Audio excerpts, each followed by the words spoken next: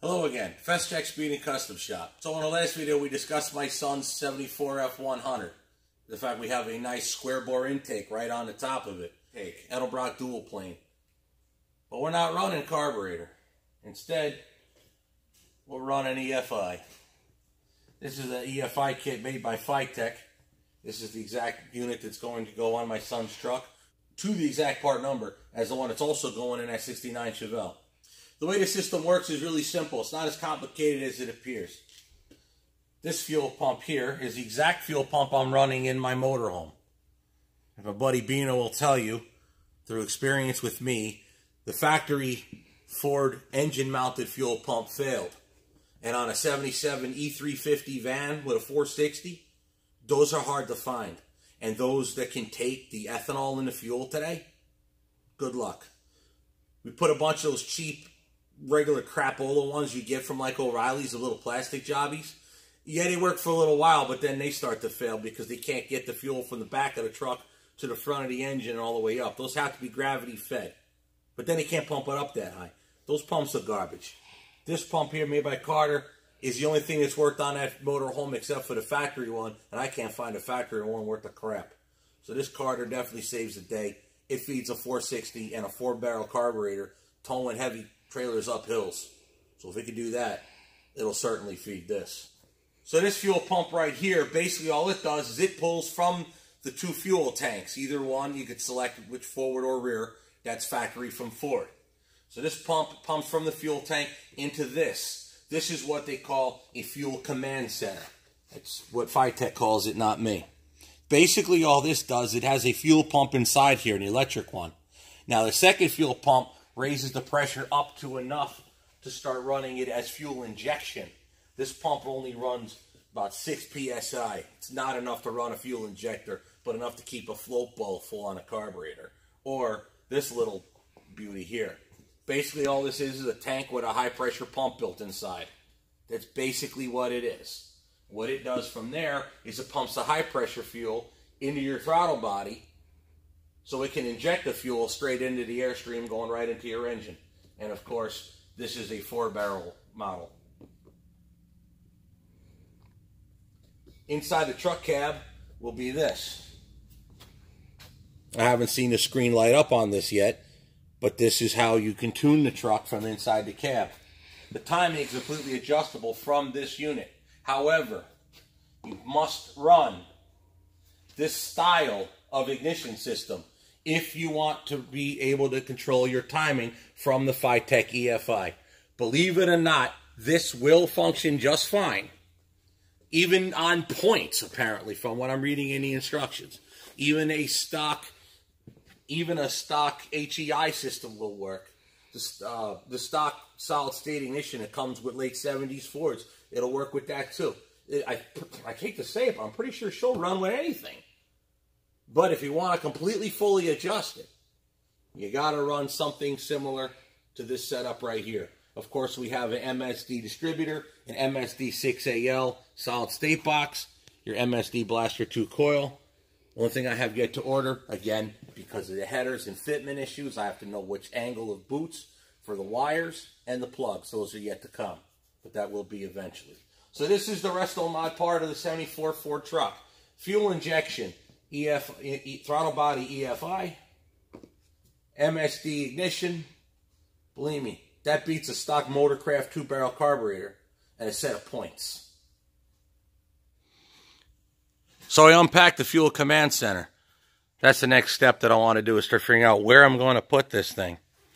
Because this piece has to go underneath the engine and with enough reach of this 5-foot hose to be able to reach the throttle body.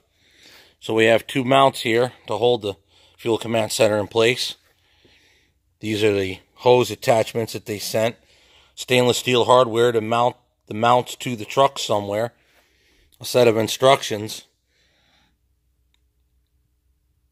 in English. So once we get that mounted, I can actually start putting the EFI throttle body in here. I actually put the throttle body on the engine and start being able to put it together. So, next step, start putting this together. Now, Ford gave provisions over the years, this being the battery holder here, which that I have to clean up and put a new battery in. That'll come up tomorrow when I get a new battery. But Ford puts provisions in these trucks to have an alternate place for a battery or a second battery.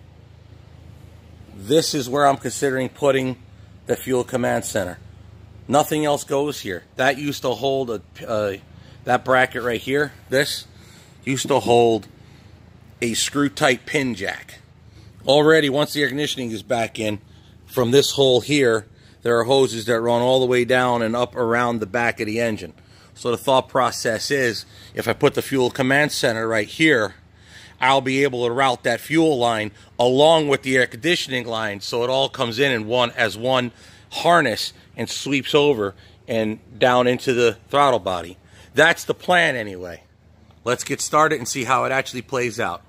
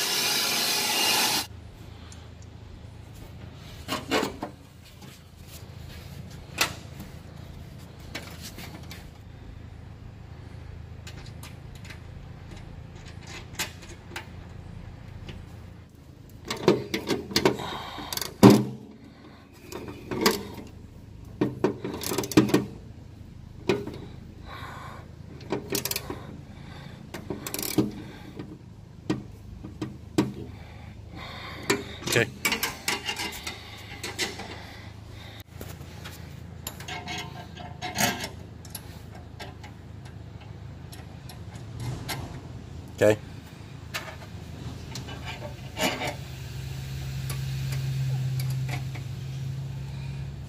Okay. Okay, now set it in.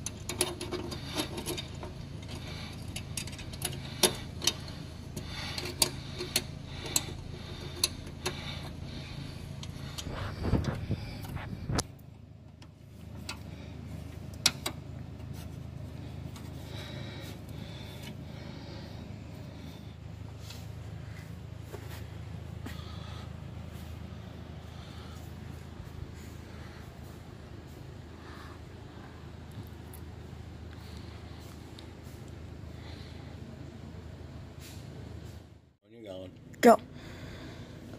Okay, so we got the fuel pump here, the first stage of the fuel pumps. This is the pump that's going to be pumping from the tanks to the fuel command center. The fuel command center is what makes the high pressure fuel to the throttle body itself. It's the in, it's the out, and there's a bracket that bolts on, that it holds onto. So the idea is to bolt it right about here, up and out of the way of anything flying underneath the truck, or, you know, just basically just out of the way. But these have straight nipples to them, and I want to have to go and buy 90-degree nipples so I can come around.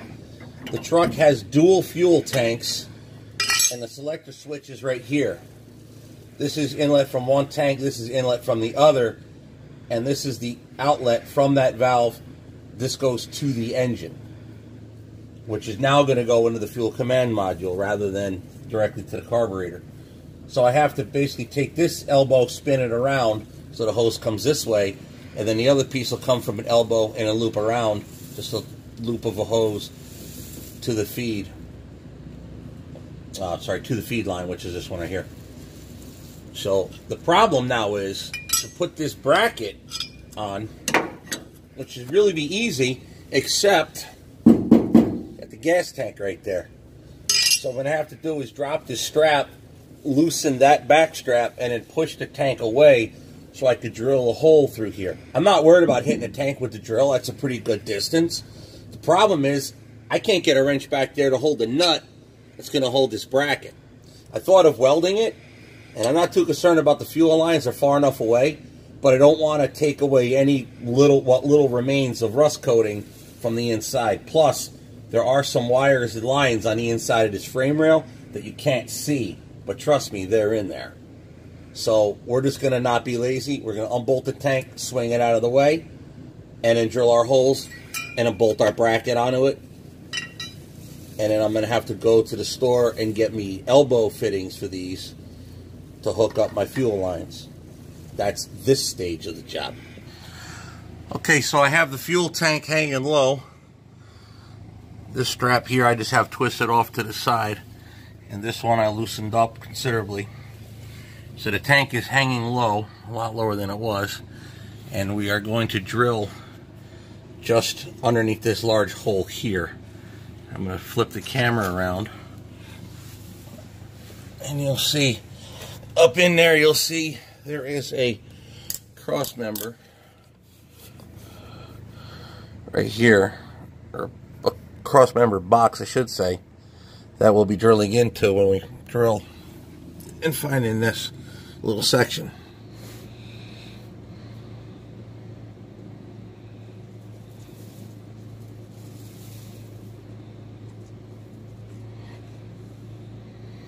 So there's the 3 holes, or markings I should say, for the 3 holes I'll be drilling.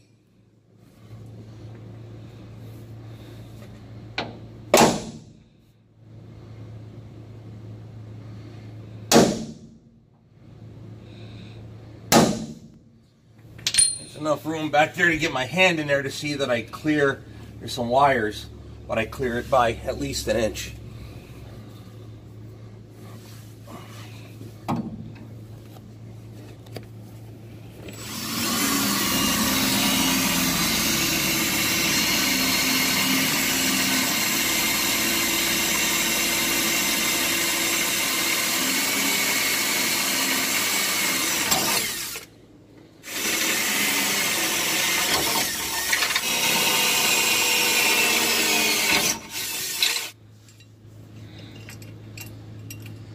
top one I may have to tap in because they drilled the hole slightly crooked because I can't get the drill head above the cab. I wobbled it a little just to get the hole just slightly enlarged.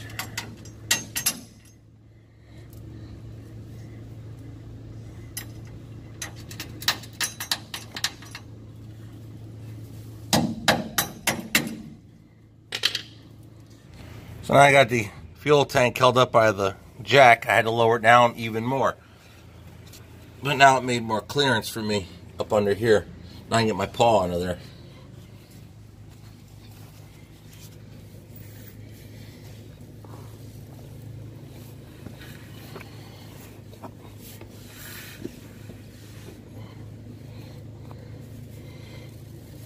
Now it's easy.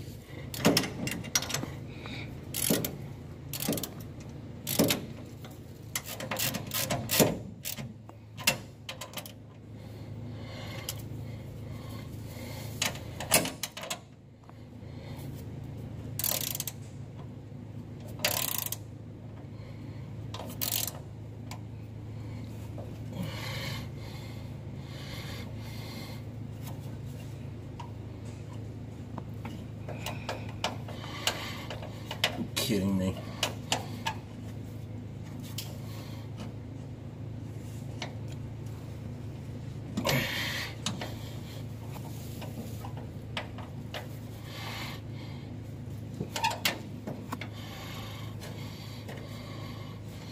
Stupid wrench got stuck.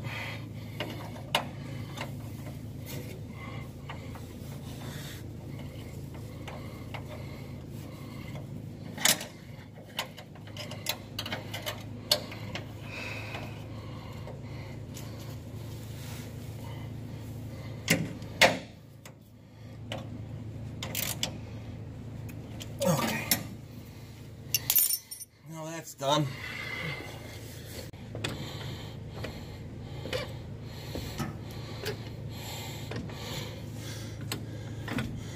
Okay.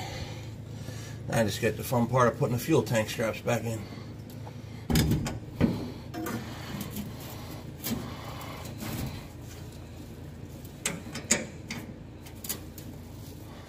Okay, so now that I got this bracket bolted on, and now I put these rubber grommets, they just simply go on here. You just got to finagle them up in there. This pump could be placed multiple different directions by its mounts here. And I chose this direction, and I already installed the elbows and nipples on the pump. So that's good to go. So now all you do is you fish that up in there, and you put a washer and a nut and tighten them down.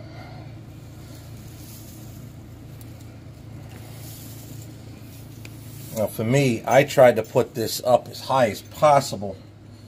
Again, just to keep the pump away from anything, you know, road debris. You can amazed what kind of crap can hit this. Of course, that makes installation a little harder, but that's okay.